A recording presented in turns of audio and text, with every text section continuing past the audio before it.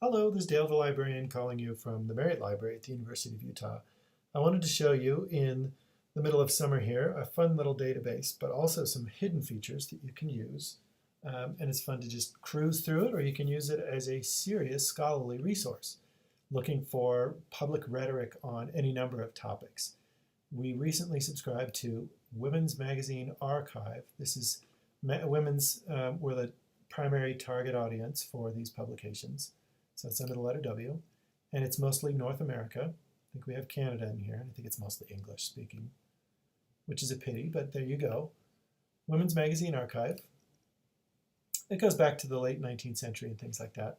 The search that I've looked for is sugar and obesity. I'm looking for the connection with that because I remember hearing that the sugar industry kind of fought back, if you will. I'm doing quote marks in the air. They fought back with their own rhetoric about the safety of sugar. And they did a little bit of a PR campaign in 70s and 1980s. How do we find stuff like that? If you look up sugar and obesity, by default, it's going to be looking at the metadata. So the metadata is things related to an article itself. So not necessarily the advertising. So I was interested. So there's going to be some here, like sugar, can it be a health hazard, from Good Housekeeping.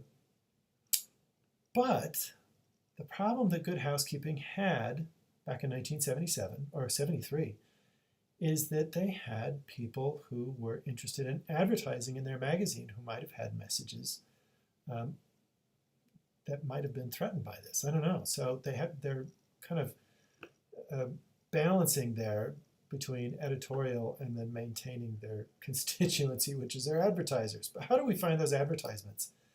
In a lot of these historic databases that cut out the advertisements because they couldn't get licensing for it. But for some reason, the ProQuest folks have scored licensing for the ads, or they've just like figured out a way of getting the advertising in there. So you can actually search through advertising.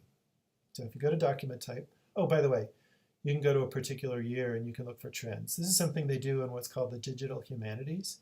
They're looking for the trends of language showing up just in bulk of articles. So you can see that there was a big spike in the 1970s and then further on up into the 80s. Why is that? You could click on that particular decade, read through, and do your own qualitative analysis if you wanted to. But let's go into the advertising. I found one that was just wonderful. Well, there was one called The Fat Plague. Interesting thing, when you're doing search for rhetoric, it might be different. So you would use synonyms. So it might be weight loss, all sorts of different terms other than obesity. Sometimes people don't use the term obesity, especially in a pop magazine. So this isn't going to be scholarship. So here we have one, the appetite eliminator. That's like fructose and losing weight. So they're saying fructose isn't real sugar.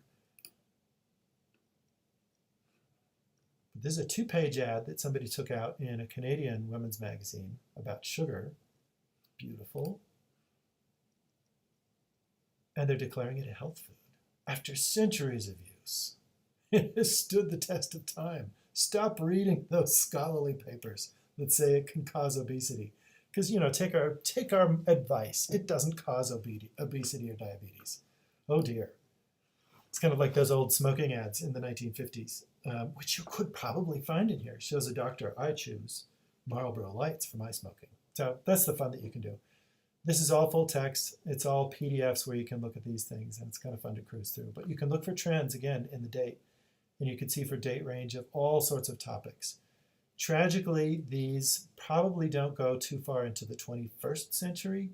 So if you're looking at more of the historical rhetoric or historical incidences of media representations of different things, and again, from the angle of magazines being sold to women as an audience, this is what you would look for. But it's fun to cruise around. Try your own keywords and see what you can find. And I will be in touch next month. Thanks for watching.